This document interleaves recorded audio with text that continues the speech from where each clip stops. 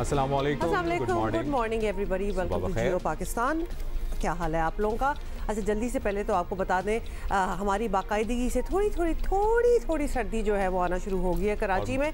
सुबह मौसम is really nice, very pretty. तो if you guys are planning to travel, अभी बच्चों की अगले महीने तक आपको पता है छुट्टियां भी हो जाएंगी स्कूल से कुछ देर के लिए, विंटर वेकेशन। लेकिन एक मसला है कि फ़ज़ाई आलूदगी में 5वें नंबर पे है कराची।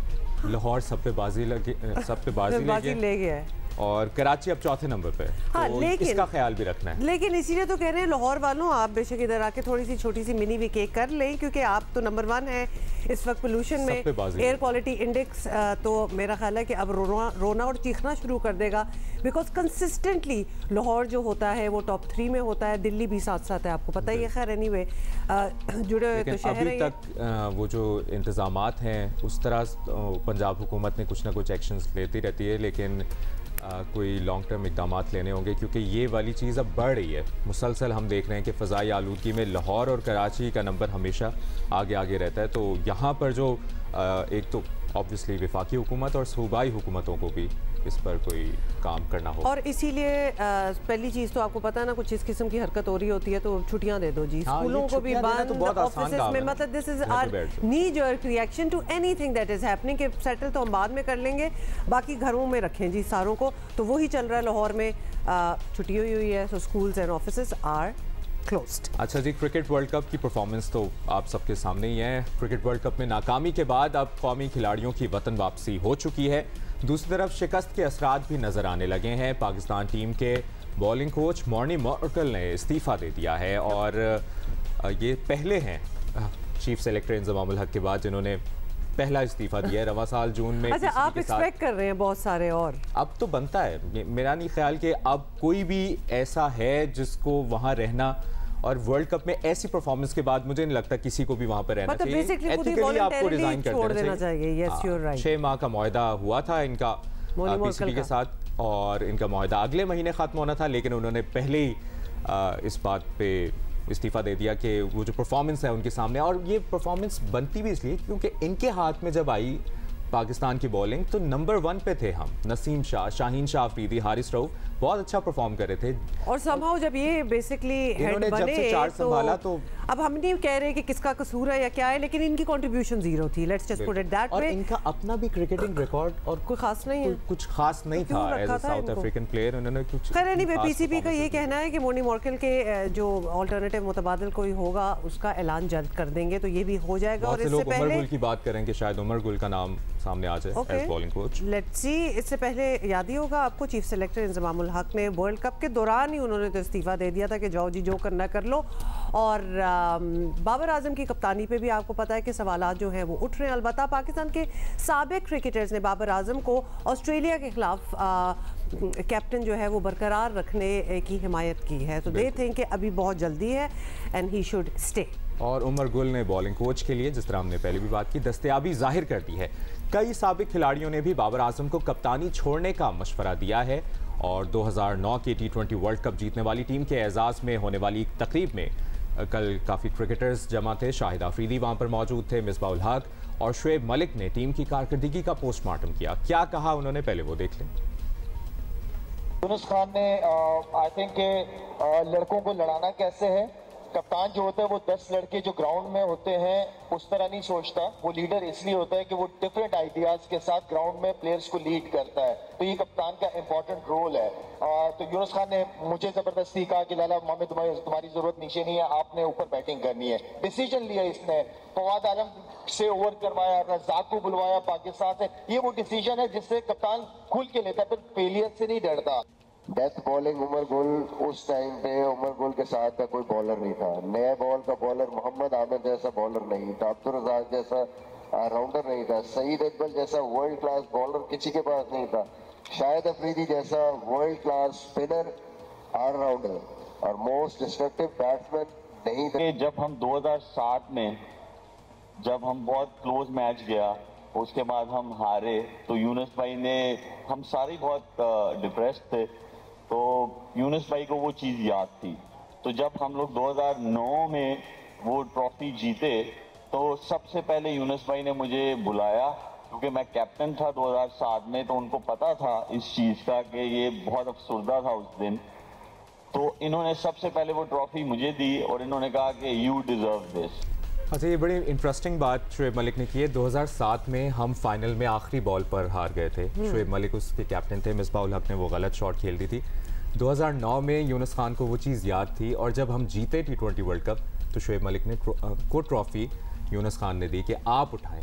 तो ये उनके लिए बड़ा एक इमोशनल मोमेंट था, इन्होंने पहले भी जिक्र किया है। ज़बरदस्त। अच्छा, साथ ही आपको बता दें, सिंस हम थोड़ा सा डिस्कस तो अभी वाले हालात पे कर रहे हैं ना कि अभी हुआ क्या है, तो दूसरी तरफ साबिक भारतीय क्रिकेटर हैं कपिल देव, उन्होंने बाबर आजम की मुश्किलात का जिक्र ज़रूर किया, लेकिन कहा कि उन्हें सपोर्ट करने की बहुत ज़रूरत है। कि पाकिस्तान टीम का अगला हदफ ऑस्ट्रेलिया के खिलाफ 3 मैचेस की टेस्ट सीरीज़ है और जो 7 दिसंबर से 14 जनवरी 2024 तक ऑस्ट्रेलिया में खेली जाएगी। नज़र यही आ रहा है कि आने वाले दिनों में कप्तान के अलावा कुछ बड़ी तब्दीलियां ज़रूर हो सकती हैं। इस तमाम तर मामले पर बात करने के लिए हमें ज्वाइन किया साबिक टेस्ट क्रिकेटर सिकंदर बख्त ने, साथ ही याहिया हुसैनी हैं जो कि हमारे स्पोर्ट्स कॉरेस्पॉन्डेंट हैं और प्रोग्राम स्कोर के होस्ट हैं।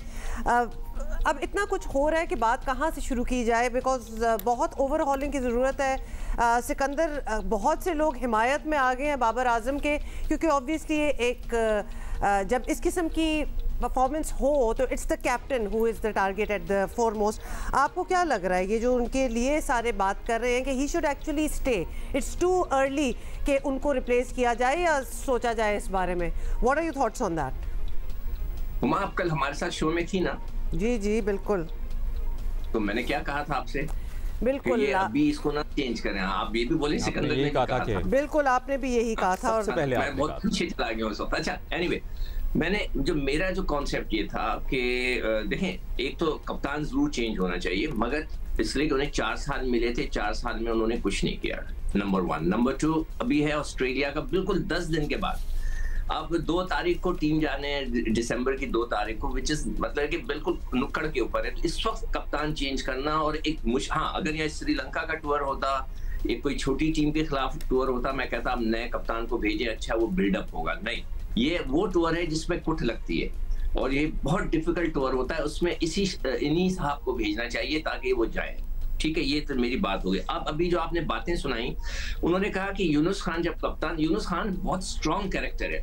मैं बताऊं आपको, यूनुस खान जैसा एक बंदा चाहिए और उसको बिल्कुल उसके हवाले टीम कर दी जाए कि कोई उसको मतलब एक तंग ना करे, तो यूनुस खान इनको सीधा कर सकता है। यूनुस खान के साथ मैं बहुत रहा हूं। जब मैं 2 साल पाकिस्तान टीम के साथ था, यूनुस खान के साथ मेरा घूमना फिरना, उठना बैठना था। वो बहुत ही डेडिकेटेड क्रिकेटर है, बहुत ही ज्यादा। मेरी बड़ी अच्छी दोस्ती, हम जब भी मिलते हैं बहुत अच्छी तरह मिलते हैं। उसने क्या किया, शाहिद अफरीदी ने क्या बोला कि उसने फवाद आलम से भी बॉलिंग कराई। अगर आपको लोगों को याद हो, मैं बार बार कहता रहा कि भाई साउथ शकील भी बॉलिंग करता है, फखर जमान भी बॉलिंग करता है, ये सारे ऑप्शंस मौजूद हैं। सलमान आगा बॉल करता था, तो एक मैच में उसने उसको बॉल नहीं कराई, अगले मैच में उससे 4 ओवर करा लिया, कभी इफ्तिखार से बॉलिंग नहीं कराई। तो ये शादाब को ही ओवर देते रहे नहीं, हाँ, सिर्फ एक ही शख्स। ये एक तो मैंने शाहिद अफरीदी वाली बात को क्लियर कर रहा हूँ। दूसरी चीज, कपिल देव का आपने इंटरव्यू दिया। ओ भाईजान, कपिल देव साहब, आपने खुद तो कोहली को चेंज कर दिया था जब वो हार गया था पाकिस्तान से। मतलब है कि इंडिया करे तो सही है, हम कर रहे हैं। अगर हम चेंज करने की बात करें तो उनको क्यों तकलीफ हो रही है भाई? उनको क्यों तकलीफ हो रही है? क्या उन्होंने सचिन को नहीं चेंज किया? क्या उन्होंने कोहली को नहीं चेंज किया? हमारे दौर में इसी पिछले 5-6 साल में उन्होंने 2 कप्तान चेंज किए। क्यों किए भाई? इसीलिए किए कि उसके नजर नहीं आ रहा था कि वो कैप्टन मटेरियल है, वो टीम को उस तरह हैंडल नहीं कर पा रहा था। और शायद सिकंदर, ये Babar Azam as cricketer, as batter, उनकी बहुत अचीवमेंट्स हैं, पर्सनल अचीवमेंट्स बहुत ज्यादा हैं, माइलस्टोन्स बहुत ज्यादा हैं, सेंचुरीज उनकी बहुत ज्यादा है, लेकिन एज कप्तान वो शायद उस तरह कामयाब नहीं हुए और उनकी एज कप्तान कोई बड़ी अचीवमेंट नहीं है। याहिया, आपसे भी यही बात? जी मुबश्शिर, इट्स वेरी सिंपल। हमने कोई इसलिए क्रिकेट खराब खेली कि हम 50 ओवर की क्रिकेट के लिए तैयार नहीं थे। आज आप इनको T20 का टूर्नामेंट दे दें, देखें ये टीम जीतने लगेगी अगर लड़के फिट हुए। ये मेंटली तौर पे अब T20 के प्लेयर हो गए। ये इतना बड़ा प्लेयर है कपिल देव, मुझे हैरान हूं कि वो इस तरह की बात कर रहा है कि ये इतनी बड़ी अचीवमेंट थी, नंबर 1 बना दिया था फला। अच्छा सिकंदर, लेकिन बात तो ये है कि अगला पूरा साल का स्केड्यूल देखें, सॉरी मैंने आपको यहाँ काटा है, लेकिन अगला तो T20 और टेस्ट ही चल रहे हैं। ODI तो भूल जाएंगे सारे कि कौन वनडे था और कौन नहीं। हाँ बिल्कुल आप सही कह रहे हो, मगर फिर भी आप you have to find a good captain जो कि मतलब या तो आप तीनों फॉर्मेट को डिवाइड कर दें या वाइट एंड रेड को डिवाइड कर दें, मगर you have to break this जो इनकी जो आपस की दोस्तियां हैं ना, इनको तोड़ना है। तो देखें वो जो कप्तानी का वो जिक्र कर रहे हैं कपिल देव साहब, वो जनाब मोहतरम वो सिर्फ T20 की हैं ज्यादातर, अब आ गया वनडे में तो एक्सपोज हो गए, तो now we have to change. अगर हमने चेंज नहीं किया तो उन्होंने क्यों किया, तो ये मेरा सवाल है। फिर आप आगे या एक तो जो कपिल देव ने बात की है और हम जो बात कर रहे हैं कि बाबर एज कैप्टन शायद उस तरह परफॉर्मेंस उनकी सामने नहीं आ सकी, एक तो इस पर आपका कमेंट, और दूसरी बात ये कि अंदर की क्या खबर है इस वक्त, पाकिस्तान क्रिकेट बोर्ड क्या सोच रहा है बाबर आजम की कप्तानी से मुताल्लिक? बशीर, पहले तो मैं कपिल देव के हवाले से बात करना चाहूंगा। 1983 वर्ल्ड कप इंडिया उनकी क़यादत में जीता, लेकिन इंडिया ने 1983 क्रिकेट वर्ल्ड कप को अपने लिए जो है वो सिर्फ एग्जाम्पल सेट नहीं की, अपने लिए नमूना नहीं बनाया, और वो 83 वर्ल्ड कप को दिल से लगा के नहीं बैठे हुए हैं कि 83 में इंडिया वर्ल्ड कप जीता था। 2011 में भी वो वर्ल्ड कप जीते हैं और 2023 में वो हॉट फेवरेट हैं वर्ल्ड कप जीतने के लिए। जहां तक आप बात कर रहे हैं कि कपिल देव ने उनकी कप्तानी के हवाले से बात की कि बाबर आजम अंडर प्रेशर हैं, तो इस वक्त जो भारत के फॉर्मर क्रिकेटर्स हैं और जो क्रिकेट पंडित हैं वो इंडिया की क्रिकेट पे तो माजरत के साथ बात कर नहीं सकते, क्योंकि वहां पर जय शाह की इजारतदारी है। उन्होंने श्रीलंकन क्रिकेट बोर्ड जो चेंज हुआ है उसके हवाले से जो है उनके क्रिकेट बोर्ड को इंटरनेशनल क्रिकेट काउंसिल में मुअत्तल कर दिया।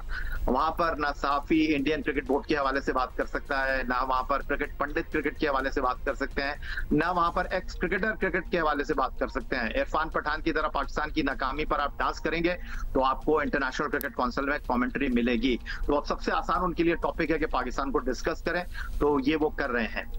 दूसरी जानिब जहां तक आपने बात की कि पाकिस्तान क्रिकेट बोर्ड में क्या होने जा रहा है, next 24 hour Pakistan cricket board में बड़े बड़े धमाके होने वाले हैं और पाकिस्तान क्रिकेट बोर्ड में बहुत तब्दीलियां वकू पजीर होने वाली हैं। ये मैं आपको बड़ी जिम्मेदारी के साथ कह रहा हूं, और ऐसी तब्दीलियां होने वाली हैं पाकिस्तान क्रिकेट में नेक्स्ट 24 आवर में कि वो कहते हैं ना कि ना हड्डी उगली जाएगी ना निगली जाएगी। जो हमारे क्रिकेट पंडित हैं, एक्स क्रिकेटर हैं, उनके लिए बड़ी हैरानगी की चीजें सामने आने वाली हैं। अच्छा, ये तो बड़ा आर्बिट्रेरी या बात कर दी ना, कोई आप जरा स्पेसिफिक बात बताएं कि कोचिंग में चेंजेस हैं, कप्तानी में चेंजेस हैं, are we talking at the very top of PCB, exactly क्या बात कर रहे हैं हम? हेमा, थोड़ा सा इस वक्त चीजों को अनफोल्ड करना मेरे लिए मुश्किल होगा, लेकिन मैं आपसे सिर्फ इतना कहना चाहूंगा कि इस वक्त जो पाकिस्तान क्रिकेट की परफॉर्मेंस रही है वर्ल्ड कप 2023 में, उस तनाजुर में बहुत सारी दुकानों के शटर ना सिर्फ गिर चुके हैं बल्कि उनको ताला लगने वाला है। इस वक्त जो आप सोशल मीडिया पर शोर देख रहे हैं कि भाई सोशल मीडिया इस वक्त दो हिस्सों में डिवाइड है, हमारे फॉर्मर क्रिकेटर्स दो हिस्सों में डिवाइड हैं। एक कहते हैं कि जी बाबर आजम को कंटिन्यू करो। सोशल मीडिया पर इस वक्त बाबर आजम के हवाले से बड़ी गुफ्तगू हो रही है कि जी उनके साथ नाइंसाफी हो जाएगी। 3.5 साल उन्होंने पाकिस्तान क्रिकेट टीम की कप्तानी की है। 3.5 साल किसी कप्तान के लिए बहुत होते हैं। विराट कोहली को कप्तान बनाया गया था MS धोनी की जगह पर, जब वो डिलीवर नहीं कर सके तो इंडियन क्रिकेट बोर्ड को भी उनके लिए फैसला करना पड़ा। तो आने वाले चंद घंटों में पाकिस्तान क्रिकेट के हवाले से अहम फैसले होंगे, सिर्फ बाबर आजम की कप्तानी को लेकर नहीं, पाकिस्तान क्रिकेट की सोच तब्दील करने के हवाले से बहुत अहम फैसले होने वाले हैं। और हमारे जो फॉर्मर क्रिकेटर्स हैं उनके लिए ये एक बहुत हैरानगी की बात होगी जिस तरह पाकिस्तान क्रिकेट बोर्ड इस वक्त सोच रहा है और जिन खतूत पर पाकिस्तान क्रिकेट बोर्ड मुस्तकबिल करीब में काम करने जा रहा है। अच्छा, क्रिकेट टीम की सोच बदलना ये बहुत ही वाइड किस्म का एक टॉपिक है, या इस पे भी हम बात करेंगे, लेकिन पहले ये बता दें कि बाबर इज बैक नाउ। किसी की कोई बात हुई है उनसे? बिकॉज उस क्वार्टर में ना it's very quite on that front. तो वी आर थिंकिंग कि आपकी किसी और सहाफ़ी की, वी वर इवन आज तो हम ये भी बात कर रहे थे कि कोई प्रेस कॉन्फ्रेंस वगैरह इस किस्म की कोई चीज़ हो। तो एक और बात, मैनेजमेंट कमेटी के पास तो फरवरी तक का टाइम है। मुबशर, बात दरअसल ये है कि जो प्लेयर होता है ना उसकी परफॉर्मेंस ग्राउंड के अंदर बोलती है, और ये जो बाबर आजम ने टीम को मुंतखब किया था, इस वक्त जो टीम के ऊपर क्रिटिसिज्म हो रहा है, मैं ये बात करता हूँ पिछले 4 सालों में एहसान मानी पाकिस्तान क्रिकेट बोर्ड के सरबराह रहे, रमीज हसन राजा आए और चले गए, नजम अजीज सेठी रहे, अब चौधरी ज़का अशरफ हैं। ये क्रिकेट बोर्ड की नाकामी नहीं है, ये टीम की परफॉर्मेंस है जिसके ऊपर इस वक्त आप गुफ्तगू कर रहे हैं। क्योंकि इन 4 सालों में ना तो हमारा कप्तान तब्दील हुआ, इन 4 सालों में ना हमारे खिलाड़ी तब्दील हुए, और एशिया कप हमारे लिए आई ओपनर था। एशिया कप के बाद आपको पता चल गया था कि आप वर्ल्ड कप के लिए तैयार नहीं है। आप वर्ल्ड कप की तैयारी जिस तरह कर रहे थे, आपको बताया गया कि जी आपने इन जगहों पर तब्दीलियां करनी हैं, लेकिन इंज़मामुल हक हो या बाबर आजम हो, उन्होंने कैटेगोरिकली कहा कि हम इन्हीं खिलाड़ियों के साथ जो है वो ट्रैवल करना चाहेंगे। ना आपका स्पिन डिपार्टमेंट परफॉर्म कर रहा था, ना आपका फास्ट बॉलिंग डिपार्टमेंट परफॉर्म कर रहा था, ना आपका मिडल ऑर्डर परफॉर्म कर रहा था, ना आपकी कप्तानी डिलीवर कर रही थी। तो इन सारी चीजों के जवाब तो ग्राउंड में आपको मिल गए। तो आपने ग्राउंड में परफॉर्मेंस देख ली। ये वजह तो नहीं है कि T20 के प्लेयर्स जो हारिस रऊफ हैं, शाहीन शाह अफरीदी बहुत अच्छा परफॉर्म कर रहे थे, उनको हमने ODI के लिए स्टार कंसिडर कर लिया कि ये 50 ओवर की क्रिकेट में भी उसी तरह परफॉर्म करेंगे? ये हमसे गलत है? नहीं, ये तो मैंने भी कहा था। मैं तो एतराफ कर रहा हूँ इस बात का कि मैंने जब हमारी टीम एशिया कप जा रही थी तो मैं कह रहा था ये वर्ल्ड क्लास बॉलर्स हैं, इनसे मतलब ये कि ये वो बॉलर्स हैं जो आपको चैंपियनशिप जिता सकते हैं। वो इतना अच्छे लग रहे थे।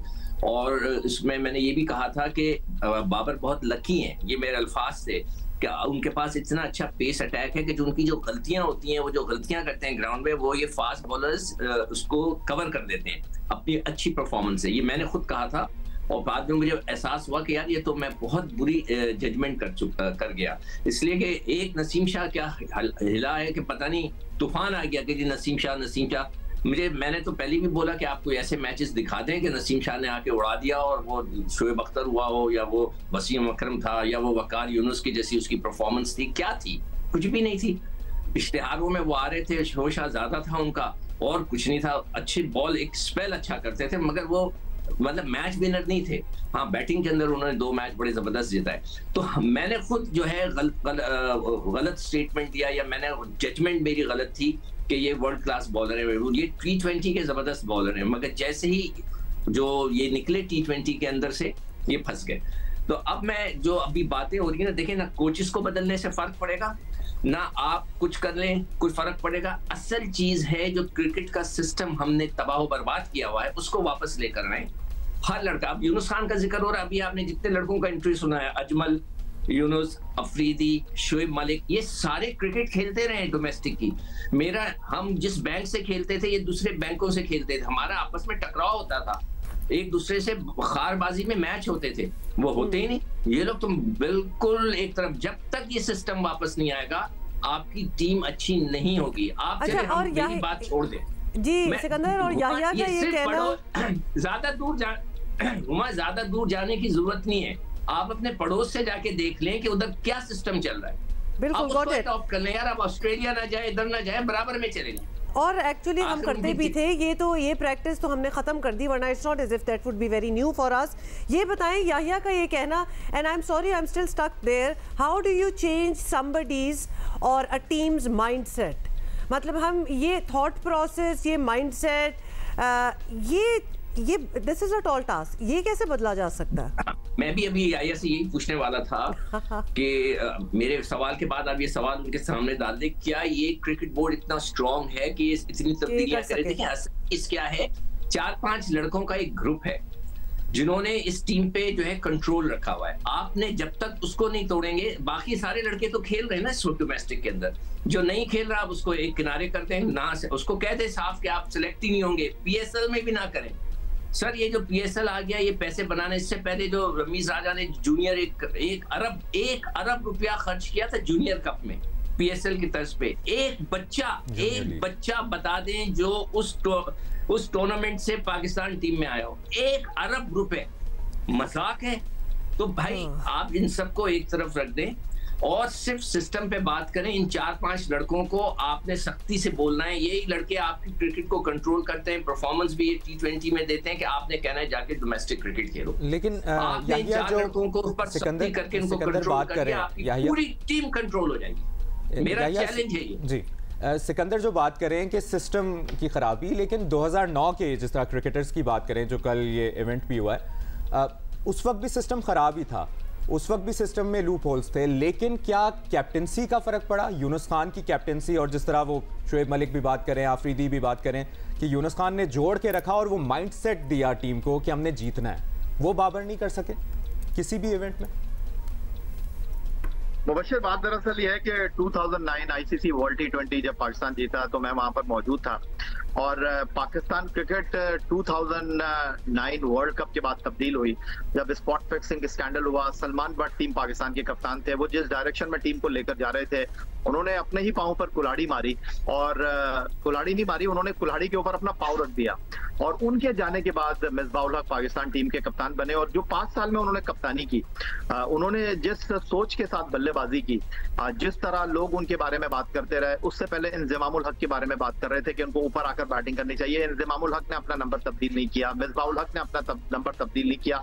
हैरत की बात तो यह है कि जब 5 साल कप्तान रहने के बाद वो 2015 वर्ल्ड कप में गए तो ना पाकिस्तान टीम के नए बॉलर का पता था, वो बंदा बॉलिंग करने के लिए वर्ल्ड कप में उतरा जो 3 साल से वर्ल्ड कप पाकिस्तान के लिए वनडे क्रिकेट ही नहीं खेल रहा था। यूनुस खान ने पहले मैच में विकेट कीपिंग की, इससे ज्यादा हैरानगी की कोई बात नहीं हो सकती। और 5 साल कप्तानी करने के बाद जब मिसबाहुल हक ने टीम को छोड़ा तो ना टीम के पास नई गेंद का बॉलर था, ना टीम के पास नई गेंद का ओपनिंग बैट्समैन था, ना टीम के पास मिडल ऑर्डर था। अब मसला ये है, ये जो मैं आपको बात तब्दील करने की कर रहा हूँ, होता यह है कि इंज़मामुल हक 6 साल पहले पाकिस्तान क्रिकेट बोर्ड की सिलेक्शन कमेटी के सरबराह थे, वो गए तो हारून रशीद आ गए, हारून रशीद गए तो फिर इंज़मामुल हक आ गए। हम तब्दीली की बात करते हैं, तब्दीली ये नहीं है कि इंज़मामुल हक गए तो उनकी जगह पर हारून रशीद आ जाए, कोई फॉर्मर क्रिकेटर जाए तो उसकी जगह दूसरा फॉर्मर क्रिकेटर आ जाए। बात है सोच तब्दील करने की। इस वक्त जो दुनिया इंटरनेशनल क्रिकेट खेल रही है, अभी ग्लेन मैक्सवेल वो दुनिया के पहले बैट्समैन बने जिन्होंने बाद में बैटिंग करते हुए डबल सेंचुरी स्कोर की, अपनी टीम को जिताया, लेकिन उनके अंदर कोई खौफ नहीं है, उन्होंने अगला मैच छोड़ दिया, वो बाहर बैठ गए। लेकिन यहाँ पर अगर कोई 50 रन करते पाकिस्तान टीम में तो वो अगला मैच को छोड़ने की बात आप छोड़ दें, वो तो 2 साल तक पाकिस्तान टीम में पक्का हो जाता है। इस वक्त जो सोच तब्दील करने की बात है वो ये है कि आपने प्ले फॉर पाकिस्तान, आपने पाकिस्तान के लिए खेलना है, आपने पाकिस्तान की जीत के लिए खेलना है। चाहे आप 21 रन बनाएं, चाहे आप 2 विकेट हासिल करें, वो चीज पाकिस्तान की जीत में किरदार अदा करे। मुझे ये कहने दीजिए कि आज इस चीज का पाकिस्तान क्रिकेट टीम में फुकदान है।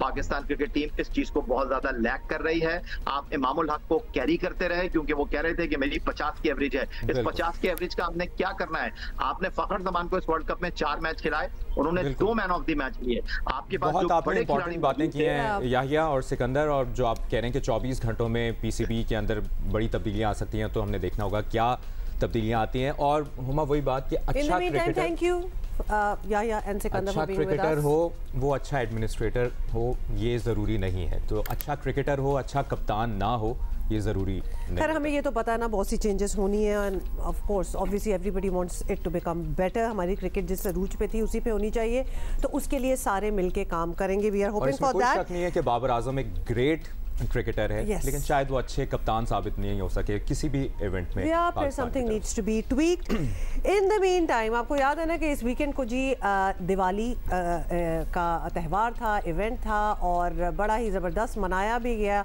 जो मनाते हैं, ख़ास तौर पे थरपारकर के शहर मिट्टी में पीपल्स पार्टी ने, ये वैसे कल ही हुआ है, एक जलसा मुनक्किद किया और साथ साथ दिवाली का जश्न भी मनाया। और इतना कोई कलरफुल वो इवेंट था जिसमें जी ये देख लें, तमाम रिवायती रंग जो थे वो नजर आए थे। बड़ी तादाद में ख़वातीन रिवायती सकाफती लिबास में नजर आई और मकामी धुनों और पार्टी तरानों पर भी खूब। अच्छा, ये बड़ा उनका वहाँ का एक ट्रेडिशनल ड्रेस होता है with the bangles and all, और इट्स सो कलरफुल, बड़ा ही खूबसूरत है। उनके खाने भी बड़े डिफरेंट होते हैं, तो खाने भी बड़े ज़बरदस्त किस्म के वहाँ थे।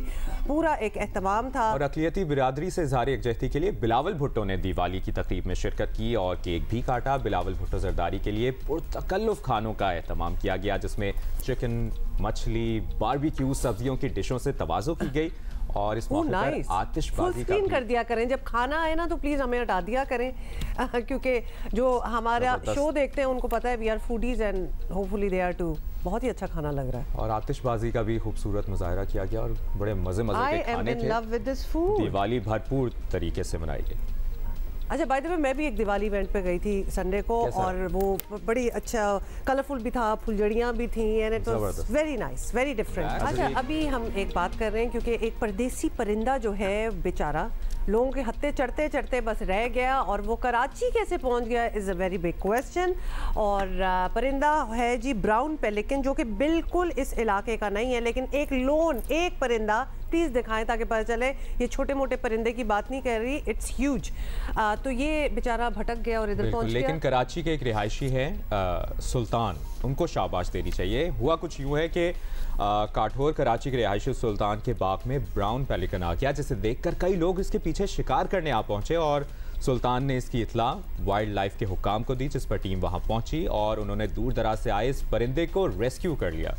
अच्छा, आपको जल्दी से बता दें, ये ब्राउन पेलिकन जो होता है ना, by the way Mubashar, this is from the gulf of Mexico, तो ये वहाँ का होता है ये परिंदा। और एक और जगह कौन सी है? और दीगर अमरीकी इलाके।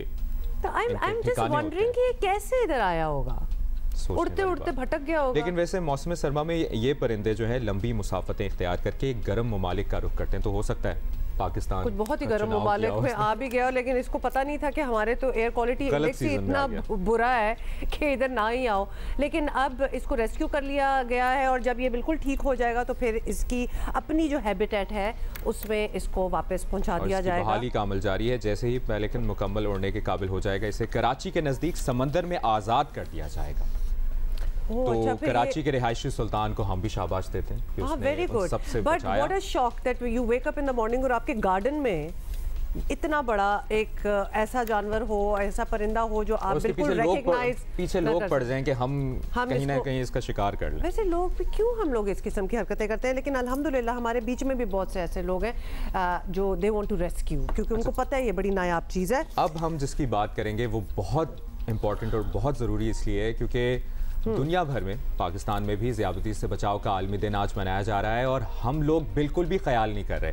हम लोग अपने ना डाइट का ख्याल रखते हैं, ना हम एक्सरसाइज करते हैं, और फिर हम कहते हैं कि यार शुगर कैसे हो गई। तो रवा साल इस दिन का मौजू ज़्यादती की देखभाल तक रसाई मुंतखब किया गया है। ये मौजू बर वक्त इलाज और इंतज़ाम को यकीनी बनाने के लिए सही मालूमात और ज़रूरी देखभाल तक मुसावी रसाई की अहमियत को उजागर करता है। वैसे तो दुनिया भर में ज़्यादती के मरज़ में इजाफा हो रहा है, लेकिन पाकिस्तान का तो एक और ही कुछ लेवल होता है। माशाल्लाह पाकिस्तान हर चीज़ एक्सट्रीम पे करता है, तो लिहाजा आपको जल्दी से बता दें कि मरीजों की तादाद दुनिया भर में सबसे ज़्यादा है पाकिस्तान। इसमें ज़रा पॉज दीजिए और दोबारा सोचें कि दुनिया एक तरफ, पाकिस्तान एक तरफ, सबसे ज़्यादा Pakistan is suffering from it, और इंक्रीज होते जा रहे हैं लोग। इंस्टेड के जैसे टाइम गुजरता है आप और इन्फॉर्मेशन लेते हैं, आप और सीखते हैं, अपनी लाइफस्टाइल को बेहतर करते हैं, ना हमारा उल्टा हिसाब चल रहा है, तो हमारे नंबर्स जो है वो इंक्रीज करते जा रहे हैं। ठीक करने का सोचना ही नहीं, हमने ना एक्सरसाइज करनी है, ना सही खाना खाना है, हमारे कार्ब्स का इंटेक हमारा इतना है कि हम सोचते ही नहीं है कि मीठा आ जाए, लड्डू आ जाए, हम कुछ आ जाए नहीं। और एक्सरसाइज करना, तो एक्सरसाइज से 1000 ऐसी और बीमारियां हैं जिससे बचत हो सकती है, लेकिन नहीं सोचना तो नहीं सोचना। डॉक्टर सुमेरा बतूल अलबत्ता हमें बताएंगी कि we must, because this is something serious. Endocrinologist हैं कि यू से ताल्लुक़ रखती हैं। डॉक्टर सुमेरा, क्या हाल है? Welcome to our show. Please ज़रा एक दफ़ा फिर, क्योंकि हम हर साल इसकी बात करते हैं, बार बार बात करते हैं, लेकिन फिर भी हमारे फिगर्स हमें बता रहे हैं कि बहुत से लोग हैं उनको ये बात समझ नहीं आ रही। प्लीज डराएं। 30.8%। डॉक्टर सुमेरा, आवाज आ रही है आपको? जी, आपको मेरी आवाज आ रही है? बिल्कुल, अब आ रही है आपकी आवाज। डॉक्टर सुमेरा, बहुत बुरा हाल है हमारा वाकई, जिस तरह स्टैट्स बता रहे हैं। एक्चुअली वाकई बहुत ही जो है ना ख़तरनाक सूरत हाल है कि पाकिस्तान में इस टाइम जो मौजूदा डायग्नोस्ड केसेस ऑफ डायबिटीज़ हैं वो तकरीबन 3 करोड़ से ज़्यादा हैं, जो कि बहुत ही अलार्मिंग सिचुएशन है। अगर आप देखें डाटा तो उसमें पाकिस्तान दुनिया भर में तीसरे नंबर पे आ चुका है, यानी चाइना और इंडिया के बाद पाकिस्तान में सबसे ज़्यादा ज़्यादतीज़ से मुतासरा मरीज़ मौजूद हैं। तो ये हमारे लोगों को इसके बारे में अवेयरनेस देने की ज़रूरत है कि ये कितनी ख़तरनाक सूरत हाल है और इससे बचाव कितना ज़रूरी है। डॉक्टर सुमेरा, कभी आपके पास जब पेशेंट्स वगैरह आते होंगे, आप भी उस तरह हैरान होती हैं जिस तरह हम हो रहे हैं कि in this day and age किसको नहीं पता होगा कि शुगर की बीमारी क्या है और इससे बचाव किस तरह करना है, लेकिन इज इट ट्रू कि अभी भी लोग क्लूलेस हैं? और अभी भी हमें अवेयरनेस की ज़रूरत है कि कोई हमें अवेयरनेस दे इस बारे में। नहीं पता है, अभी भी अवेयरनेस की बहुत ज़्यादा ज़रूरत है, क्योंकि हमारे यहाँ थोड़ा सा ना एक चलें सिटीज़ में तो लोगों को फिर भी कुछ पता है, लेकिन जो रूरल एरियाज से आते हैं, जो गांव से देहात से लोग आते हैं, उनको नहीं पता होता। उनको वाकई ये सब चीज़ें बताने की ज़रूरत है। और जब वो क्लिनिक पे आते हैं दे आर क्लूलेस, उनको कुछ नहीं पता होता और वो हैरान होते हैं कि हमें क्यों हो गई डायबिटीज़। अच्छा, ये तो डॉक्टर साहिबा एक बात जो मैं चाहूँगा कि सब लोग सुने भी, और यकीनन आप कहेंगी तो ज़्यादा लोगों की अंडरस्टैंडिंग बेहतर होगी। किस तरह से लाइफस्टाइल बेहतर किया जा सकता है? यानी कल रात तक हमने बहुत मीठा खा लिया, हमारा डाइट भी हमारी नहीं सही थी, आज से क्या हंगामी तौर पे किया जाए जिससे हमारे लाइफस्टाइल में बेहतरी आ सकती है, हमारी डाइट अच्छी हो सकती है और हम इससे दूर हो सकते हैं? देखिए, एक चीज़ है कि देखिए डायबिटीज़ की ना 2 टाइप्स होती हैं, ठीक है, टाइप 1 डायबिटीज़ और टाइप 2 डायबिटीज़। हमारी जो एडल्ट पॉपुलेशन है ना, उसमें ज़्यादातर लोगों को टाइप 2 डायबिटीज़ है, और टाइप 2 डायबिटीज़ का जो मेजर रिस्क फैक्टर है वो है ओबेसिटी, यानी वजन की ज्यादती, ठीक है। तो जिन लोगों का वजन ज़्यादा है उनको डायबिटीज़ होने का खतरा है। तो मेनली हमें जिस चीज़ के ऊपर काम करने की ज़रूरत है वो हमें अपने वज़न का ध्यान रखने की ज़रूरत है, अपने लाइफस्टाइल को बेहतर करने की ज़रूरत है, ठीक है। लाइफस्टाइल में बेहतरी से क्या मतलब है? लाइफस्टाइल से बेहतरी से मतलब है कि आप अपनी डाइट का ख्याल रखें, अपने खाने पीने के अंदर चीज़ों का ध्यान दें। जैसे हमारे यहाँ अब खुराक जो है वो बहुत चेंज हो गई है एज़ कम्पेयर टू चंद साल पहले। अगर हम उसको कंपेयर करें तो हमारे यहाँ फास्ट फूड का इंटेक जो है, फ्रिजी ड्रिंक्स, इस किस्म की चीज़ें बहुत ज़्यादा हो गई हैं, ठीक है। तो इन चीज़ों का ध्यान करने की ज़रूरत है। दूसरा, एक्सरसाइज बहुत इंपॉर्टेंट है। रिकमेंडेड ये है कि एटलीस्ट 30 मिनट्स की एक्सरसाइज आपको डेली जो है वो करनी चाहिए। तो अगर आप डाइट का ख्याल करते हैं अपना, अगर आप जो है 30 मिनट्स की एक्सरसाइज रोज़ाना करते हैं तो आप अपने डायबिटीज़ का रिस्क जो है वो बहुत कम कर सकते हैं। अच्छा डॉक्टर साहबा, एज ग्रुप, अभी तो आपने अडल्ट पॉपुलेशन को कहा है कि टाइप 2 जो है वो ज़्यादा प्रेवलेंट है इधर। What about otherwise? हमने तो जुवेनाइल डायबिटीज़ भी देखी है, बच्चों में भी देखी है। कोई एज ग्रुप नहीं है जिसको इफेक्ट ना किया हो? बिल्कुल, देखें जो बच्चों के अंदर यूजुअली होती है ना, वो होती है टाइप 1 डायबिटीज़, बच्चों में या यंग एडल्ट्स के अंदर। अच्छा, टाइप 1 डायबिटीज़ का मतलब है कि बॉडी के अंदर इंसुलिन बनती नहीं है, ठीक है। इंसुलिन नहीं बनती तो शुगर लेवल्स हाई हो जाते हैं। टाइप 1 डायबिटीज़ जो है उसकी ओवरऑल रेशियो जो है हमारी पॉपुलेशन के अंदर वो कम है, उसकी प्रेवलेंस कम है। टाइप 1 डायबिटीज़ को आप प्रिवेंट नहीं कर सकते, ठीक है। उसमें कुछ जेनेटिक फैक्टर्स और चीज़ें इन्वॉल्व होती हैं, उसकी प्रिवेंशन जो है उसके ऊपर अभी रिसर्च चल रही है। लेकिन जो टाइप 2 डायबिटीज़ है वो पहले कंसिडर होती थी वो एडल्ट डायबिटीज़ है, यानी वो 30-40 साल की उम्र के बाद जाके शुरू होगी। लेकिन अब हम टाइप 2 डायबिटीज़ इवन यंग लोगों के अंदर भी देख रहे हैं, क्योंकि यंग लोगों के अंदर भी मोटापा यानी ओबेसिटी जो है वो बहुत कॉमन होती जा रही है। तो वो डायबिटीज़ जो लोगों को 40-50-60 साल की उम्र में जाके होती थी वो अब 25-30 साल की उम्र में भी हो रही है। अच्छा डॉक्टर साहब, ये भी बताएं कि ये सारा प्रोसेस जो है, लेट्स से किसी को हो गई, यंगर एज में ही होगी, उन्होंने एक्सरसाइज स्टार्ट कर दी, वेट लॉस सब कुछ कर लिया, रिवर्सिबल है या मैनेजेबल है? अर्ली स्टेजेस के अंदर अगर कोई अपना वजन बहुत अच्छा कंट्रोल कर लेता है तो फिर इसको रिवर्स किया जा सकता है। लेकिन बाद में जाके यानी चंद साल गुजर चुके हैं तो उसके बाद वो सिर्फ मैनेजेबल रह जाती है। तो अर्ली स्टेजेस, बिल्कुल अर्ली स्टेजेस के ऊपर अगर किसी का वेट जो है वो 110 kg और उसको रिड्यूस करके वो 80 kg तक ले आता है तो फिर वो उसके अंदर रिवर्सिबल होने के चांसेस होते हैं। अच्छा, फाइनली डॉक्टर साहब ये भी बता दें, बहुत से लोग इंटरेस्टेड होंगे, एक तो किट्स आती हैं, आप अपना शुगर टेस्ट वगैरह कर सकते हैं। बाय द वे ये सब कुछ बहुत महंगा है, एंड आई वंडर ये फार्मास्यूटिकल कंपनीज इनको सस्ता क्यों नहीं करती। इन एनी केस जो पैचेस अब आ गए हैं, लोगों ने बाजुओं पे लगाए होते हैं और वो ऑटोमेटिकली वर्क करते हैं, आर दे रिलायबल? हाँ जी बिल्कुल, वो रिलायबल होते हैं। अब तो टेक्नोलॉजी इतनी एडवांस हो गई है ना, चीज़ें काफ़ी सारी नई आ गई हैं। इंसुलिन पंप्स आ गए हैं इंसुलिन लगाने के लिए, और आपके जो कंटिन्यूस ग्लूकोज मॉनिटरिंग है, ये जो पैच लगाते हैं ना, ये बेसिकली होता है कंटिन्यूस ग्लूकोज मॉनिटरिंग। राइट। तो ये चीज़ें जो है ना ये रिलायबल हैं और इनका यूज़ जो है वो बहुत अच्छा है, मतलब आसानी है ज़िंदगी के अंदर। लेकिन अनफॉर्चुनेटली कॉस्ट के इशू की वजह से हमारे यहाँ ये इतना कॉमनली यूज़ नहीं हो रहा। मतलब इतनी प्रेवलेंट है हमारे पास और कॉस्ट भी ज़्यादा है। यानी ये नहीं कि ज़रा आसान की जाए ये चीज़ें ताकि लोग ज़रा अपने आप को बेहतर अपनी देखभाल कर सके। डॉक्टर सुमेरा, थैंक यू, बहुत बहुत शुक्रिया आपका। और इसका कंक्लूजन ये है कि आप एक्सरसाइज करें और प्रोटीन्स, गुड फैट लें और कार्ब्स कम से कम लें। और इंटरेस्टिंगली हमने जब किसी बीमारी की बात की है इस शो में तो एंड में एक्सरसाइज बहुत बड़ी चीज़ है और एक चीज़ दे रखें, उस दिन आप जो मर्जी खाएं लेकिन उसके बाद बाकी का हफ्ता अपना ख्याल रखें। और लिटरली अपना ख्याल रखेंगे तो बाकियों का, आपकी फैमिली का ख्याल होगा। बारिश के बाद स्मॉग में आर्जी कमी के बाद, जिस तरह हमने प्रोग्राम के आगाज में बताया कि लाहौर समेत पंजाब के दीगर अजला में एक बार फिर स्मॉग में बेपनाह इजाफा हो गया है। आलूदा शहरों की फहरिस्त में लाहौर फिर से पहले नंबर पर है। और दूसरी तरफ पंजाब की निगरान हुकूमत ने स्मॉग रोकने के लिए गुज़श्ता हफ्ते स्मार्ट लॉकडाउन के अहकामात वापस ले लिए। अच्छा, ये भी बहुत से लोग जो हमें देख रहे होंगे वो ये सोच रहे होंगे, ये भी एक टॉपिक बहुत बड़ा बन गया in the past couple of years. Fog वगैरह तो होती ही थी इन मौसमों में, लेकिन उसका स्मॉग बन जाना और फिर सांस ना आना, हेल्थ इश्यूज होना, this is fairly recent, may be 10 years I would say. Hafsa Usman Lahore high court भी पहुंच गई। जी, हफ्सा उस्मान हमारी correspondent is joining us from Lahore. Hafsa, एक तो इर्द गिर्द का जरा माहौल बताएं, आंखों देखा हाल and how you are feeling. दूसरा ये कि 2-day वर्क फ्रॉम होम भी सजेस्ट कर दिया है, इनफैक्ट ये अडॉप्ट भी कर लिया गया और लोग यही कर रहे हैं अब लाहौर में। आज बिल्कुल एक बार फिर जो है वो स्मोक बढ़ना शुरू हो गई है। लाहौर शहर जो है वो आलूदा तरीन शहर बन चुका है। एक बार फिर से जो है वो आलमी माहौलियाती वेबसाइट पर जो है वो पहले नंबर पर आ चुका है।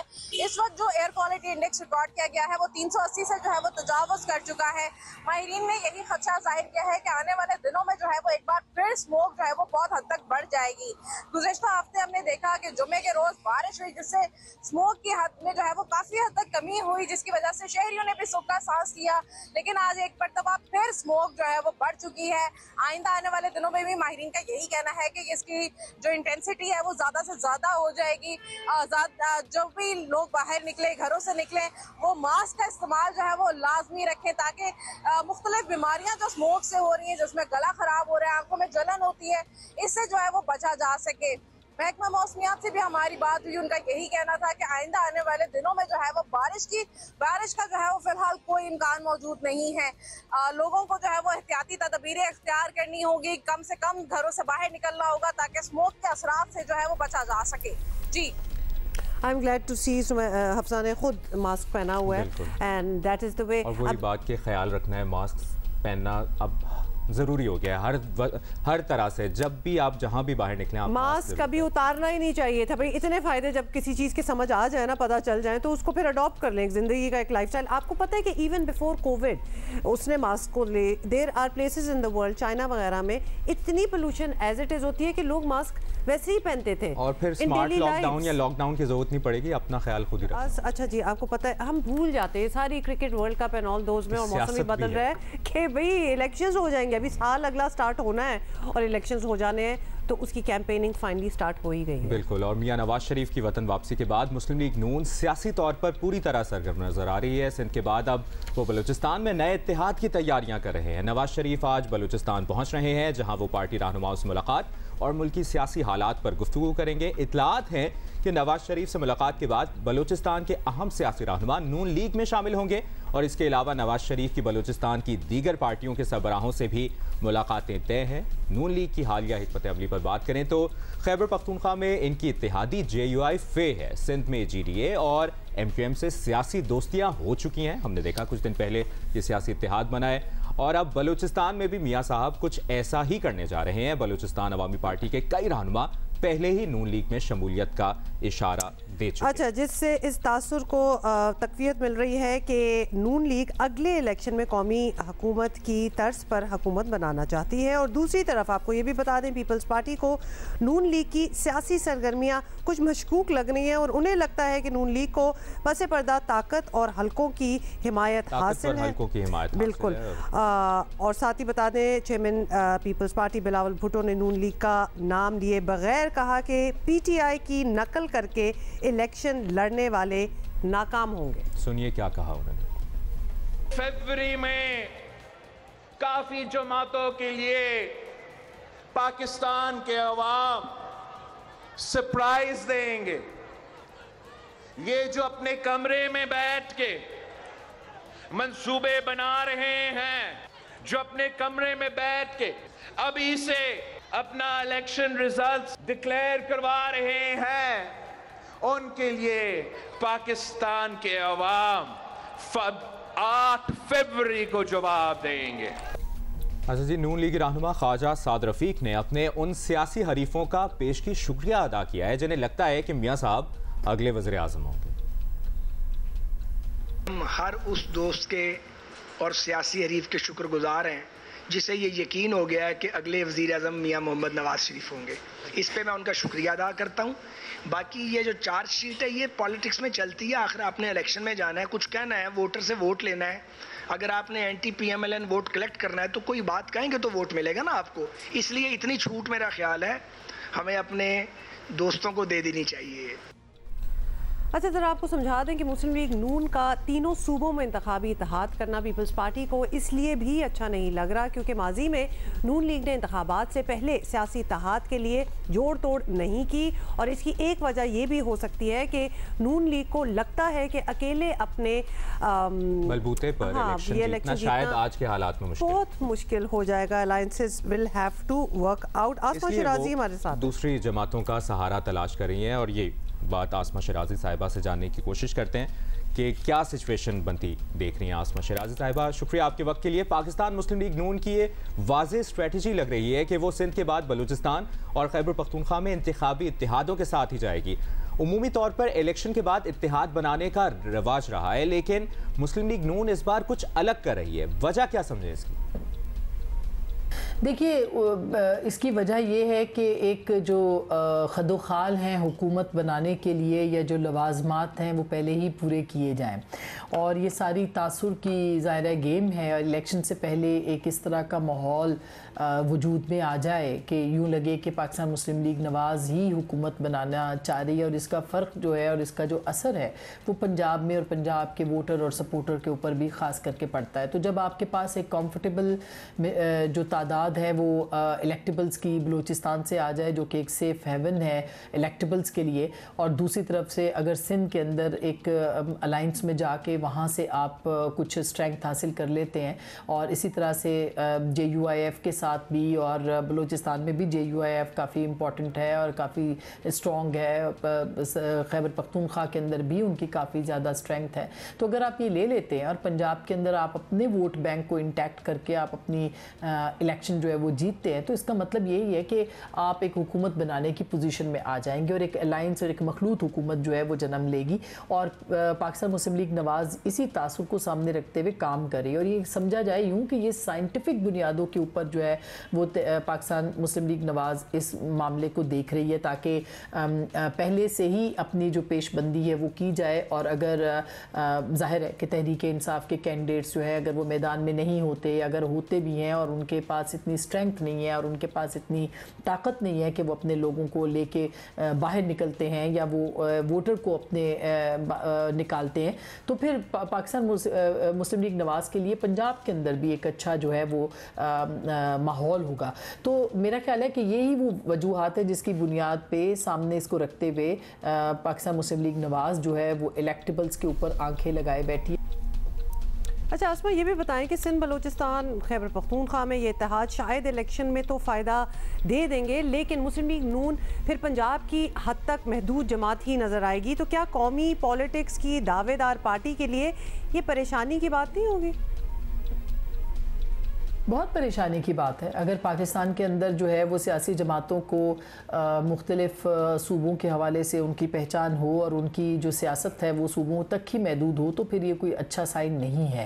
अगर आप देखें कश्मीर के अंदर भी और दीगर जमातें, इसमें कोई शक नहीं है कि PMLN और पाकिस्तान पीपल्स पार्टी को ख़ास करके पिछले 5 या 4 सालों के अंदर उस तरह की स्पेस बाकी जगहों के अंदर नहीं मिली, लेकिन ख़ुद पीपल्स पार्टी और PMLN ने भी उसके लिए कोशिश नहीं की। मसलन यही जो PMLN इस वक्त सिंध के अंदर अपने अलायंस बना के और उसके अंदर जो है वो सियासत के अंदर एक्टिव होने की कोशिश कर रही है, ये पहले भी किया जा सकता था। इसी तरह से पाकिस्तान पीपल्स पार्टी जो कि अपने आप को महदूद किए हुए पंजाब सिंध तक, वो भी पंजाब के अंदर जो है वो एक्टिव हो सकती है। हमें नहीं नज़र आता कि वो इस कदर वहाँ पे एक्टिव हो। सबकी नज़र जो है वो इलेक्टेबल्स के ऊपर है, पाकिस्तान पीपल्स पार्टी हो या पाकिस्तान मुस्लिम लीग नवाज़ हो, क्योंकि सबको पता है कि इस सिस्टम के अंदर जो इलेक्टेबल्स हैं या जो हमेशा से जीतते चले आ रहे हैं उनकी क्या जगह है, और उन्हीं के दर पे जो है वो सियासी जमातें होती हैं, उन्हीं के इर्द गिर्द मंडलाती रहती हैं।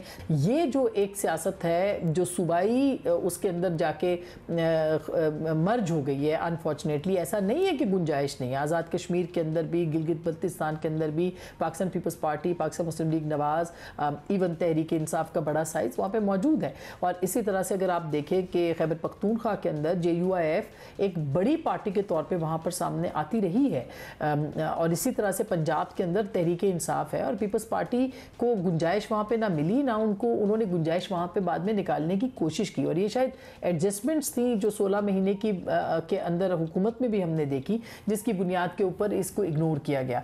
तो अब अगर सियासी जमातें अब भी सीखें और इंतखाबात से पहले अपने मुख्तलिफ सूबों के अंदर अपनी सियासत को की गुंजाइश पैदा करें तो ये एक अच्छा आसमा, एक सवाल इस पार्टी की इंतखाबी मुहिम से मुतालिक भी पूछा जा रहा है कि जब सभी जमातें अपने जलसे शुरू कर चुकी हैं, मुस्लिम लीग नून क्यों नहीं कर रही? ये ज्यादा ही खुद एतमाद नहीं हो गई कि हम तो पहले से इलेक्शन जीते बैठे हैं, मुहिम की इस वक्त क्या जरूरत? क्या ये सोच रही है मुस्लिम लीग नून? जी बिल्कुल, इलेक्टेबल्स की सियासत से तो यही नज़र आता है कि पाकिस्तान मुस्लिम लीग नवाज को इस बात का अंदाज़ा है, उसका उनको ख्याल है कि चूँकि हमारे पास इलेक्टेबल्स हैं और इलेक्टेबल्स की सियासत जो है वो हमेशा से एक ख़ास इशारे के ऊपर होती है, तो उनको इस बात का यकीन है कि उनके साथ ही ये लोग आएंगे। ऐसा नहीं है कि वहाँ पर धांधली होगी, इन लोगों को वाकई लोग जो है वो वहाँ के वोट करते हैं। लेकिन ये बात कि इलेक्शन मुहिम का ना शुरू होना ये अचंभे वाली बात है। हो सकता है इसके लिए कोई कैलकुलेशन जो है वो की हो, कोई स्ट्रैटेजी बनाई हो पाकिस्तान मुस्लिम लीग नवाज ने कि आपने पंजाब के अंदर कब निकलना है, मियां नवाज शरीफ ने कब निकलना है। हो सकता है कि वो इसके ऊपर होमवर्क कर रहे हो, लेकिन यही वो वक्त है कि जिसमें आप इंगेजमेंट जो पब्लिक के साथ है उसके अंदर आप एक बात करते हैं, लोगों के पास जाते हैं। मसलन जब आप आए, जब नवाज शरीफ साहब वतन वापस आए तो उन्होंने एक बड़ा जलसा किया और काफ़ी बड़ा जलसा था, इसमें कोई दो राय नहीं है। उससे एक माहौल बना, उससे एक मोमेंटम बना, लेकिन उसके बाद वो दोबारा से जिसे कहना चाहिए वो शेल्टर में चले गए, जिसके बाद वो मोमेंटम जो है वो टूट गया। ये वो पॉलिटिक्स है जिसमें कि आपको डे टू डे बुनियादों, ख़ास करके अगर आप देखेंगे तहरीक इंसाफ ने गुज़िश्ता या चेयरमैन तहरीक इंसाफ ने गुज़िश्ता कुछ अरसे के अंदर अपना जो वोटर और सपोर्टर है उसको ट्यून किया है कि वो डेली बेसिस के ऊपर जो है वो हैमलिंग होती थी और उसको एक उन्होंने गैप नहीं आने दिया पब्लिक के साथ। ये जो बाकी जमातें इसको गेज नहीं कर पाई उस तरह से कि वो उस गैप को एवॉइड कर सके। सो मेरा ख्याल है अभी भी इंतखाबात अगर 8 फरवरी को, और जो कि होने 8 फरवरी को, उससे पहले ये मिनिमम टाइम जो है उनके पास अवेलेबल है कि जिसमें अवाम को इंगेज करें, उनके पास जाएं, उनको मंशूर बताएं, उनको अपने काम बताएं सारी सियासी जमातें, और ख़ास करके PMLN कि वो इस पर भरोसा ना करे कि बंद कमरे की जो सियासत है उसके अंदर जो है वो पॉलिटिक्स करनी है। इससे पहले पाकिस्तान की सियासत को बहुत नुकसान हुआ है। बहुत बहुत शुक्रिया आपका आसमा शिराजी साहिबा, तमाम तर मामले पर अपना तज़िया दे रही थी। अच्छा जी, अब ज़रा क्रिकेट की भी बात करते हैं और जो सारा इर्द गिर्द माहौल है वर्ल्ड कप में इंडिया में, उस पर भी हम बात करेंगे, क्योंकि हमारे कॉरेस्पॉन्डेंट जिनसे हम बात कर रहे थे when they were in India and covering all the matches, वो अब वापस आ गए हैं और हमें ज्वाइन किया in the studio Atiqur Rahman. क्या हाल है आपका? Welcome back. पहले तो इन अ नटशेल बता दें, हाउ वाज द एक्सपीरियंस? हाँ, खाली हाथ कैसे आ गए? काजू कतली आपके लिए लाए हैं, जो होती है वहाँ की मशहूर बर्फी, बहुत ही जबरदस्त मशहूर है। नहीं, वो साड़ियाँ आपने तो नहीं पहनी थी ना, हम दोनों मिलके काजू कतली। अच्छा अतीक, आगे किसी को दे। सबसे पहले तो हम ये एक माहौल आपसे समझने की कोशिश कर रहे हैं। इट्स नॉट एवरी डे कि हम इंडिया जा सकते हैं, इंडिया से लोग इधर नहीं आ सकते, तो पहले तो वो जरा बता दें कि हाउ डज इट फील? आपको फील होता है कि आप इंडिया में हैं, या लोगों को पता भी चल जाता है डिफरेंस की ये जी पाकिस्तान से होंगे, यहाँ के नहीं है? नहीं, लोगों को बिल्कुल हमारा नहीं अंदाज़ा होता कि हम पाकिस्तान से हैं। कभी कभी बहुत से अल्फाज से जो आम जनता है उनकी वो कैरी कर जाते हैं कि यार आप उर्दू बड़ी साफ है, उर्दू बड़ी साफ है आपकी, तो वो कर जाते हैं। वैसे अगर आप फिजिकली घूम रहे हैं कोई आपको नहीं पहचानेगा, कोई कुछ नहीं, ऐसा नहीं। और आपने जहाँ तक बात की कि आपको क्या फील होता है, वाकई मैं तो वैसे 4th टाइम गया हूँ। 98 में गया था, 2007, 2016 और अब तो बहुत ही इंडिया में तो बड़ा फंटास्टिक रहता है और बहुत अच्छा माहौल रहता है। हाँ, मैं ये कहूँगा कि 98 में जब हम गए थे उसमें और इस वक्त में फ़र्क में, मतलब प्यार में कमी नहीं है, लेकिन इजहार में कमी मैंने इस दफ़ा देखी है, 2016 में भी और इस बार ज़्यादा। पहले 98 में जब हम गए थे तो उस वक्त हमें बहुत ज़्यादा प्यार मिलता, हम सिर्फ कहते थे कि हम पाकिस्तान से आए हैं, कराची से आए हैं, तो वो बिल्कुल हमें बगैर चाय पिए जाने नहीं देते थे। अब उनको बताते हैं तो वो या तो डर की वजह से थोड़ा मोहतात हो जाता है, थोड़ा मोहतात है, अच्छा बस कहते हैं अच्छा। और गैप बहुत आ गया 15-20 साल, लेकिन सोशल मीडिया ने वो बशीर बहुत क्लोज कर दिया है हम सबको। मतलब मैं जब हम जियो का माइक लेके खड़े होते थे वहाँ लोग बहुत जियो को पहचानते थे, मुझे हैरत ही होती थी। और वो उसी वक्त जब मैं लाइव कर रहा था तो उसी वक्त जियो न्यूज़ लाइव लगा के वो देखते। तो सोशल मीडिया ने बहुत कम कर दिया है। जिस तरह पहले 98 भी आप गए थे, 98 में पाक भारत क्रिकेट सीरीज होना कि पाकिस्तानी टीम यहाँ आई है, हमारी टीम बिल्कुल बिल्कुल चाहते हैं। आम आवाम, वहाँ के क्रिकेटर, वहाँ के सारे जो एक्स क्रिकेटर थे वो सब इस पे बात करते हैं कि होनी चाहिए, लेकिन बहुत से एक्स क्रिकेटर ऐसे थे जो मैंने कहा ना खुल के इजहार नहीं कर पा रहे। अगर आप कैमरा लगाएंगे तो वहाँ मोहतात हो जाएंगे। वो जो भी वजह है सबको अंदाज़ा होगा कि क्या एहतियात की वजह है। हमने बहुत से फैंस ऐसे भी देखे जो अपनी थैली के अंदर अपने मतलब थैलियों में डाल के पाकिस्तान की टी शर्ट रख के लेके आते थे, और जहां वो पाकिस्तान का कोई चैनल देखते थे, क्योंकि हम थे एक दो और थे, तो वो फॉरेन टी शर्ट पहनते थे और नारा नहीं लगाते थे। लेकिन पाकिस्तान की सपोर्ट के लिए कि कंसिडरिंग कि हमारे पाकिस्तान के जो फैंस हैं, स्पेक्टेटर्स हैं, उनको वीज़े नहीं मिले थे इंडिया जाने के, लेकिन फिर भी एज द टूर्नामेंट प्रोग्रेस्ड हमने पाकिस्तान की टी शर्ट्स में बहुत से लोग स्टैंड्स में देखे, तो बड़े सपोर्ट में भी थे। देखें बहुत से तो जैसे कुछ यूएसए से आए थे, कोई यूएई से, कोई इंग्लैंड से, लेकिन कम तादाद थी उनकी भी। अगर उस तरीके से आते उस तरह नहीं आए थे जिस तरह ऑस्ट्रेलिया में आए थे बहुत ज़्यादा, यहाँ पे इतने नहीं आए, या अगर आए तो एहतियात किया यहाँ पर। और जो वहाँ के मकामी थे वो भी अगर अगेंस्ट इंडिया मैच नहीं है तो वहाँ बहुत सी आवाम जो है वो पाकिस्तान टीम को चाहती थी कि ये आगे बढ़े। वो आते थे कि लेकिन वो ये चाहते थे कि पाकिस्तान टीम खेले तो हम सपोर्ट करें। लेकिन वो कुछ माहौल ऐसा था कि वहाँ के शायकीन कोलकाता, बेंगलुरु और दीगर और अहमदाबाद, इसमें क्या डिफरेंस आपने देखा वहाँ पर? इतना देखें अहमदाबाद मुबशिर थोड़ा हमारे लिए भी बड़ा हेक्टिक था। उसकी एक वजह तो ये थी कि हम बिल्कुल रात को 10 बजे अहमदाबाद लैंड किए, तो सुबह मैच था, तो वहाँ तो हमें इतना आवाम के साथ मिलने का वो नहीं मिला। लेकिन जो हमने स्टेडियम के इर्द गिर्द देखा था माहौल, जब इंडिया की टीम होती है तो वो फिर एग्रेसिव होते हैं, वो फिर किसी को बर्दाश्त नहीं करते। हमने भी जिस तरीके से वहाँ पे मैच के बाद लोगों से थोड़ी बात की तो उनको किसी को पता चलता था पाकिस्तान, तो वो आवाज़ देते थे आइए जी पाकिस्तान का चैनल है। अच्छा वो जीते हुए थे तो थोड़ा सा उन्होंने अपना अच्छे अंदाज में किया, लेकिन अगर इन केस अगर वो हारे हुए होते तो मुझे नहीं मालूम कि वहाँ क्या केस होता। हाँ बिल्कुल, ये तो है। चलें let's talk about the cricket now. ये तो हमें वैसे एक माहौल आपसे समझने की कोशिश कर रहे थे। Team obviously did not perform जिस तरह हमारी सारों की उम्मीदें एक्सपेक्टेशंस थी। उसके बाद बहुत सी कंट्रोवर्सी, जैसे पीसीबी का भी एक यहाँ एक चक्कर चला हुआ था। आपने ट्रैवल किया टीम के साथ, एक तो ड्रेसिंग रूम वगैरह का माहौल हम समझना चाहते हैं, और क्या ये बातें जो यहाँ से पाकिस्तान से भर भर के जा रही थी कि पीसीबी में क्या हो रहा है जी, ट्वीट उनकी एक चैट ट्वीट हो गई, बहुत सी चीज़ें थी, इन बातों का असर प्लेयर्स पे पड़ रहा था आपके हिसाब से? डेफिनेटली हुमा पड़ा होगा। जब आप रेस्ट भी कर रहे हों, प्रैक्टिस के लिए ना भी जा रहे हों जिस दिन, क्योंकि पाकिस्तान टीम ने बहुत से रेस्ट डे किए, आप बंद कमरे में क्या करेंगे होटल में? एक सोशल मीडिया ही होता है जिसके थ्रू डेफिनेटली वही आप देखेंगे। और सबको हर चीज़ मालूम थी, बल्कि कुछ ज़्यादा ही मालूम थी। सोशल मीडिया तो बहुत सी ऐसी चीज़ें भी होती हैं, अंदर की बातें भी तो पता ही थी, अंदर की होती हैं, बहुत सी नहीं भी होती, वो भी उन लोगों को पता होती थी यार ये हो रहा है या यूँ हो रहा है। इफेक्ट तो डेफिनेटली खिलाड़ी होते थे और पूरा ड्रेसिंग रूम जो है वो होता था, लेकिन इस तरह की बातें होती रहती हैं। लेकिन जो ड्रेसिंग रूम का ज़्यादातर प्रॉब्लम था वो परफॉर्मेंस थी। मुझे बहुत ज़्यादा उम्मीद थी इनसे, उसने उम्मीद नहीं की मुझे।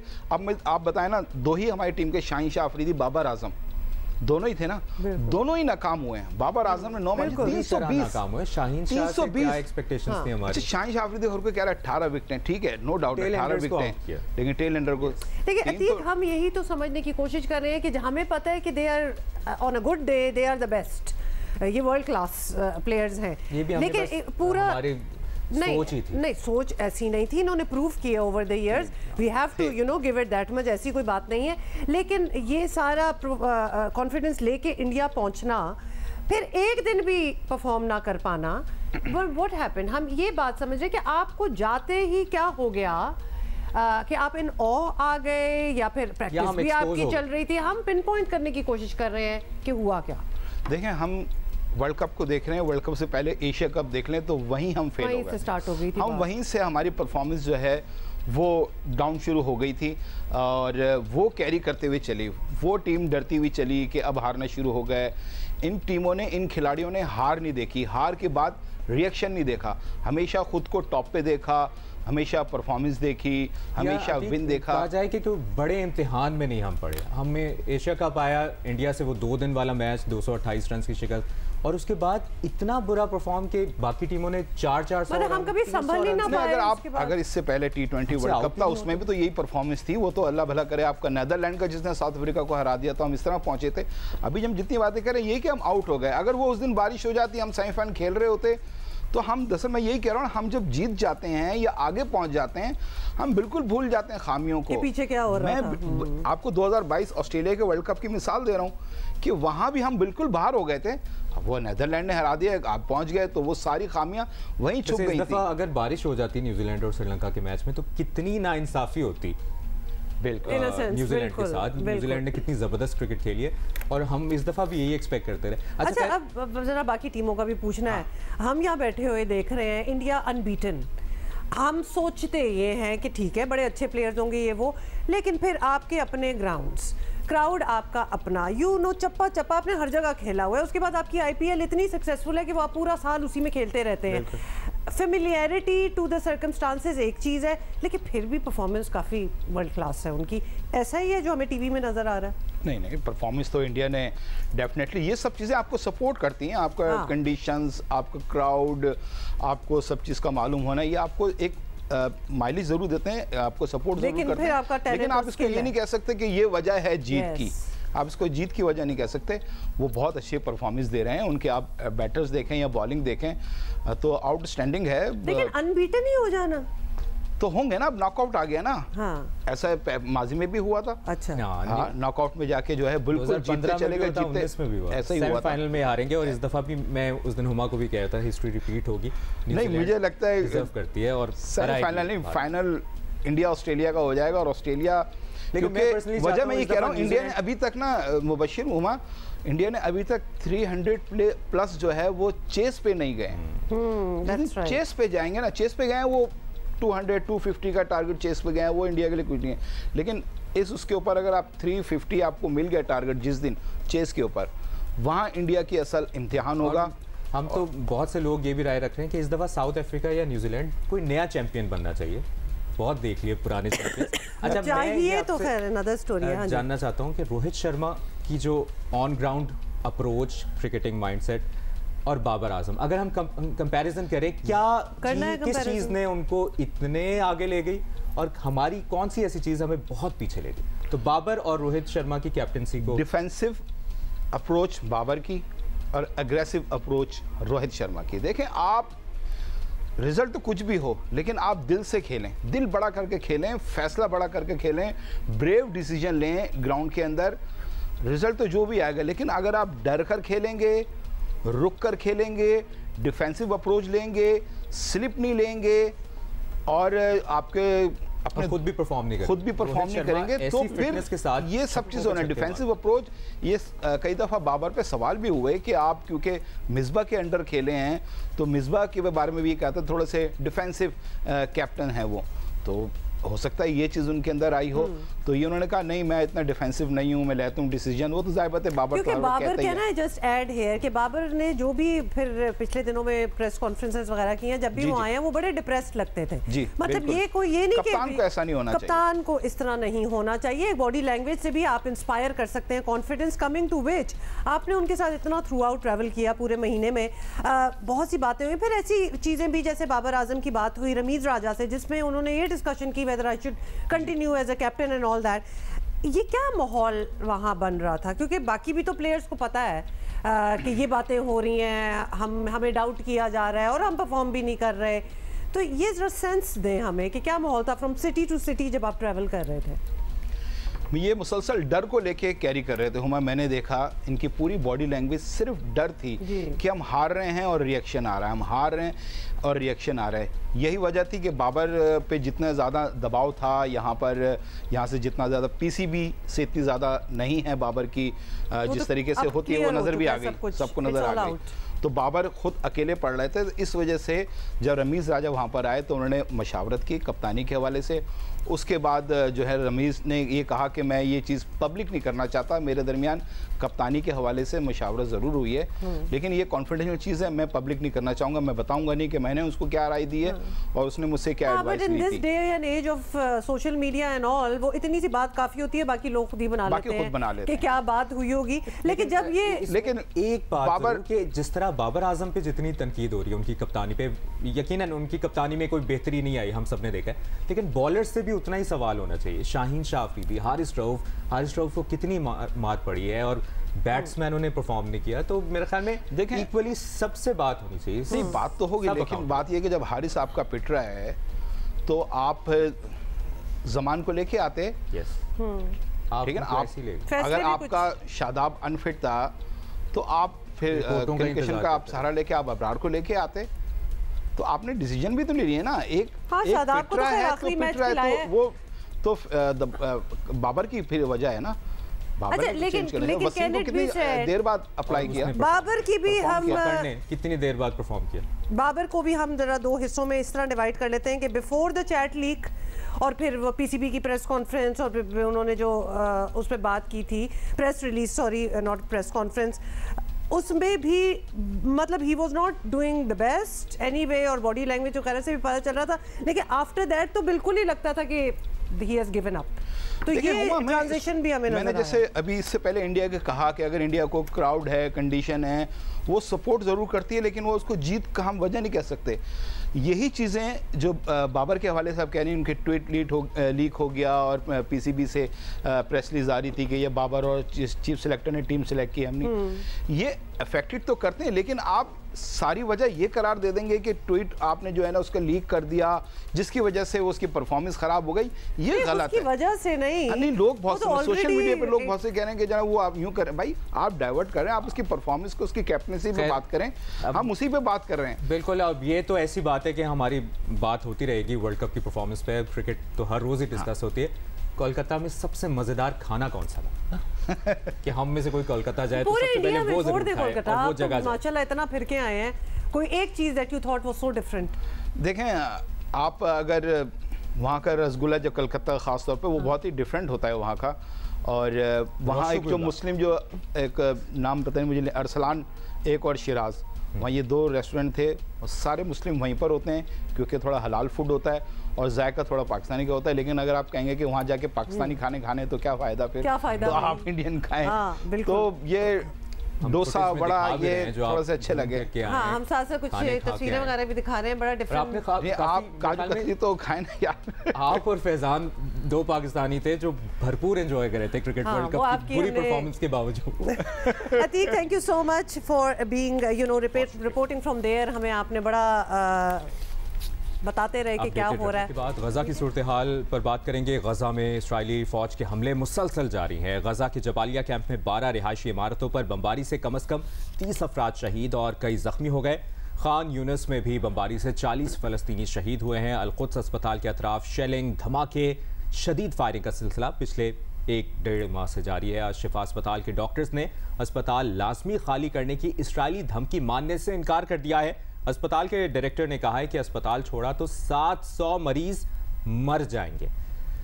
फ़लस्तीनी हुकाम के मुताबिक शिफा अस्पताल के मुहासरे और ईंधन की कमी के बायस 3 दिन में 6 नौमौलूद बच्चों समेत 32 मरीज इंतकाल कर आप अंदाज़ा कर सकते हैं कि दुनिया के किसी और मुल्क में इस किस्म की चीज़ हो रही होती और कोई प्रोटेस्ट ना करता और कोई इनको कंडेम ना करता और ऑस्ट्रेसाइज ना करता कि इनसे तो ताल्लुकात ख़त्म हो जाने चाहिए मुल्कों के, कोई भी मुल्क ये कर रहा होता तो सबसे पहले यही होता। लेकिन इजराइल को एक हरी झंडी, एक ग्रीन चिट दी हुई है कि करो जो करना है। उसके बाद ये सारे अस्पताल टारगेट कर रहे हैं। पहला जब अस्पताल अल अहली हुआ था टारगेट, तो इनका कहना था हमने तो मारा ही नहीं। आपको याद है ना वो स्टेटमेंट आई थी कि हमने तो ये किया ही नहीं, ये हमास का मिसाइल है जो कि मिसफायर होके उन्हीं को लग गया। चलो ठीक है, मान लिया, हालांकि ऐसा नहीं था। अब तो कह रहे हैं हमास के क्या लोग हुआ, बाकी सारे अस्पतालों को कौन मार रहा है? क्या सारे उनके अपने ही मिसफायर होते जा रहे हैं? आप जानबूझ के ये टारगेट कर रहे हैं, आप खत्म करना चाहते हैं इस पूरी नस्ल को। और उसके बाद the way the world is just sitting back. उसके बाद फिर नेतन्याहू धमकियां दे रहे हैं कि कोई ना बोले आगे से, मुल्कों को, अरब ममालिक को धमकी दे रहे हैं कि और कोई नहीं बोलेगा। और माजरत के साथ मुस्लिम ममालिक नहीं बोल रहे। OIC इजलास हुआ, सारे बड़े बड़े वहाँ पर मौजूद थे। बयानात, मजम्मत, ये नहीं होना चाहिए, जंग बंदी होनी चाहिए। सिर्फ बयानात से कुछ नहीं होगा। मुस्लिम ममालिक एक बहुत बड़ी फोर्स है, अगर मिल के एक गजा में जंगबंदी आप नहीं करवा सकते ना, तो फिर कोई फायदा नहीं है इन बयानात का, इन इजलासों का ना करें। पहले दिन जो हर चीज़ का इनके पास जवाब ये है कि जी इंस्टिगेट किसने किया था, स्टार्ट किसने किया था, हमास ने किया था। नहीं, बात ये है कि स्टार्ट बहुत पहले से हुआ है, कि उस दिन इतना स्टार्ट नहीं हुआ था। दूसरा ये मतलब है कि तो उन्होंने किया सिविलियंस को टारगेट एग्जैक्टली, तो आप बच्चों को, बूढ़ों को, प्रेग्नेंट औरतों को, मतलब आप कुचलते चले जाएं, क्योंकि पहले दिन किसी ने how dare somebody do that. ये अना को ऑलमोस्ट ये ठेस लगने वाली बात है, लेकिन the way the world is watching, ये भी हिस्ट्री याद रखेगी, दुनिया याद रखेगी कि क्या हुआ है। गज़ा से हमें बता रहे हैं कि हालात क्या है ऑन द ग्राउंड, जिस तरह हम कहते हैं कि वहाँ से हमें पता चलता है। हिशाम माना हमारे साथ हैं, जो कि ICRC international committee of the red cross के स्पोक्स पर्सन है from Gaza. Let's watch. First of all, I'd like to start with our call that we demand the protection of patients, healthcare workers, medical facilities in Gaza amidst escalating attacks. The healthcare system in Gaza has reached a point of simply no return, risking the lives of thousands of wounded, sick, and displaced people. Over the past days, the ICRC teams distributing critical supplies to medical structures across Gaza have witnessed horrendous images that have now gotten worse. It's severely affecting hospitals and ambulances and taking a heavy toll on civilians, patients, and medical staff. Many hospitals are now out of service completely. Many hospitals who got targeted, children's hospitals, have not been also spared from violence, including Al-Nasser Hospital, heavily damaged by the hostilities. Our partner, the Palestine Red Crescent Society, PRCS, has been working relentlessly recently to continue operating Al-Quds Hospital, which is inside Gaza City, as it desperately runs out of the necessary means. And unfortunately, today they announced that it also went out of service completely. One of the ICRC surgeons who are working closely with the Palestinian doctors and nurses in Gaza told me that while he was operating on a child who sustained a very serious injury that led to amputation in his arm, he witnessed worms getting out of his arm. So this is a glimpse of the situation in Gaza as we speak. It's not going to stop anytime soon, apparently. Hisham माना कि बताते हुए भी उनको मुश्किल हो रही थी। और ऐसे कितने रिपोर्टर्स हैं, कितने एंकर्स हैं जो वहाँ से रिपोर्ट कर रहे हैं, किस की सुनाएं, और जो जा रहा है, जो देख रहा है, जो हम यहाँ बैठ के फुटेजेस देख रहे हैं, हमारे पास अल्फाज। अच्छा, रिपोर्टर्स का होता है ना कि they have to be impartial, बिल्कुल इमोशंस बीच में नहीं आने चाहिए, दे शुड रिपोर्ट। लेकिन ये इस किस्म का यहाँ गज़ा में जो हो रहा है, रिपोर्टर्स खुद कहते हैं कि अब ये इनह्यूमन लेवल तक चली गई है। ये वही बात जो हम पहले दिन से करें कि कितनी जंग नहीं है, हाँ, ये जुल्म है। बिल्कुल, बड़ी जंगें इन्होंने कवर की हैं, और जंग कवर करना एक और चीज़ होती है। ये तो जुल्म, एक जेनोसाइड आपको अपनी आंखों के सामने नज़र आ रहा है होते हुए। हम इस सेंचुरी में बैठे हुए हैं और ये हो रहा है। इस बात से तो एक खौफ ज़्यादा हो जाते हैं कि हमने कुछ नहीं सीखा, कभी कुछ नहीं रुकने वाला, यही फीलिंग होती है। खामोशी रहेंगे। गजा की सूरत हाल पर रिमार्क्स देने पर बरतानवी वज़ीर दाखिला सुहेला ब्रेवरमैन को ओहदे से हटा दिया गया। तमाम तर मामले पर बात करने के लिए हमें ज्वाइन करें ब्यूरो चीफ जियो न्यूज़ यूके। एक्चुअली इनसे हमने पहले बात की थी, बिकॉज आपको पता है ना, there is a bit of a time difference, तो हमने कुछ सवाल मुर्तज़ा के लिए रखे थे, जो कि हम आपको सवाल दे देते हैं और फिर बताएंगे उन्होंने जवाब क्या दिया। सबसे पहले तो हमने मुर्तज़ा से यही पूछा कि बरतानवी हुकूमत में अचानक बहुत सी तब्दीलियाँ हो रही हैं, बहुत लोग आ रहे हैं, बहुत लोग जा रहे हैं, ऑब्वियसली मुजाहिरे भी आपको देखा है, मिलियंस की तादाद में लोग निकले हुए हैं, तो इतना सख्त एक्शन क्यों ज़रूरी समझा वहाँ की हुकूमत ने? तो मुर्तज़ा ने ये जवाब दिया। सुहेला ब्रेवरमैन की जो सैकिंग है उसकी बुनियादी वजह जो उन्होंने बरतानवी प्राइम मिनिस्टर ऋषि सुनक हैं उनको बाईपास किया है।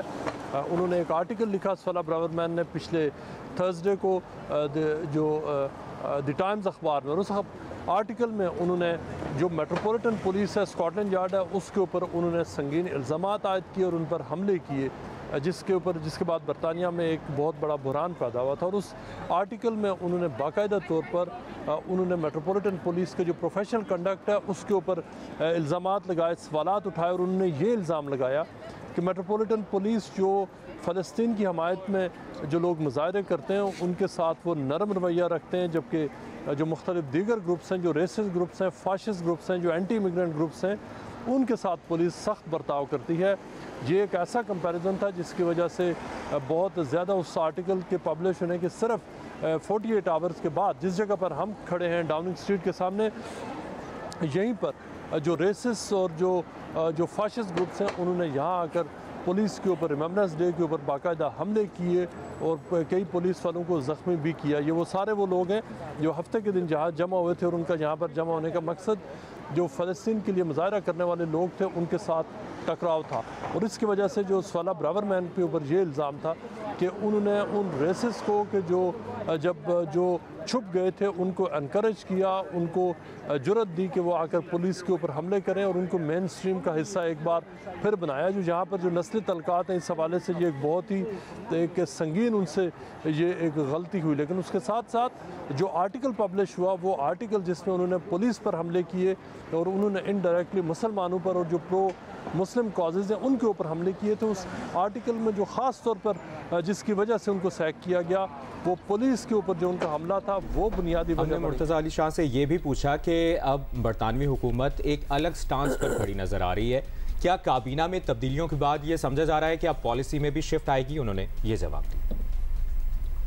जी, जहाँ तक बरतानिया की पॉलिसी है फ़लस्तीन और इसराइल कॉन्फ्लिक्ट के हवाले से उसमें कोई बड़ी तब्दीली नहीं आने वाली। वो बहुत क्लियर है कि बरतानवी हुकूमत उतनी ही प्रो इसराइल है जितनी अमेरिकन हुकूमत है और दीगर बहुत सारी जो वेस्टर्न हुकूमत है। बल्कि इस हवाले से जो बहुत जो लीडर का जो रोल अदा किया जा रहा है जो प्रो इसराइल जो किसी भी गवर्नमेंट का वो बरतानिया उनमें पेश है। इस हवाले से कोई बड़ी तब्दीली नहीं आनी। लेकिन जो एटलीस्ट जो नए वज़ीर ख़ारजा आए डेविड कैमरून आए और उसके साथ साथ जो नए होम सेक्रेटरी आए हैं उनसे ये उम्मीद की जा रही है कि वो उस तरह की ज़बान इस्तेमाल नहीं करेंगे जिस तरह की ज़बान स्वाला ब्रावरमैन ने की, जिसकी वजह से उन्होंने मुख्तलिफ़ कम्यूनिटीज़ को एक दूसरे के सामने ला कर खड़ा किया जो कि किसी भी ख़ास तौर पर जो होम सेक्रेटरी होता है उससे इस किस्म की ज़बान की जो एक्सपेक्टेशन नहीं की जाती। लेकिन ख्याल ये था कि स्वाला ब्रावरमैन अपनी ज़ाती प्रोजेक्शन के लिए ऐसे बयानात दे रही हैं जो होमलेस लोगों के ख़िलाफ़, इमिग्रेंट्स के ख़िलाफ़,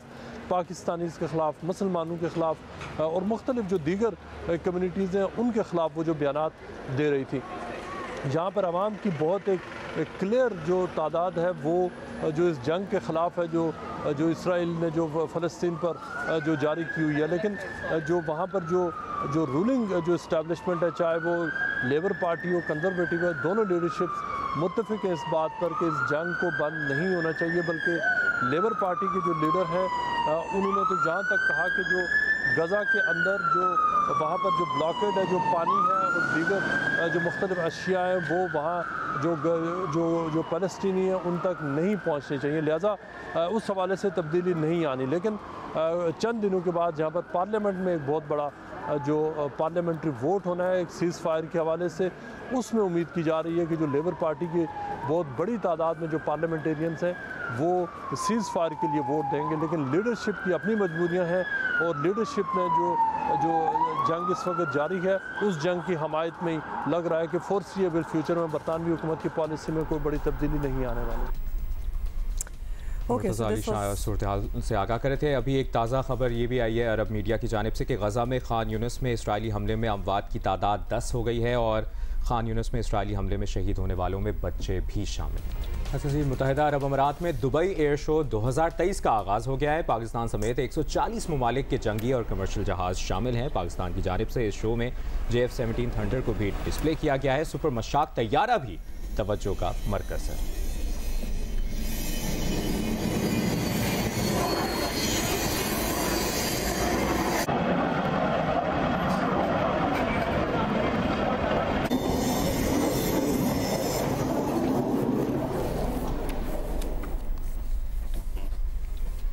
अमेजिंग। अच्छा, बड़ी खूबसूरत वैसे एक्चुअली डिस्प्ले होता है और अगर जहाज़ों का जिनको शौक हो और जा सके तो बड़ी खूबसूरत चीज़ें भी देखने को मिलती हैं। मुलाकात होती है कल। ओके।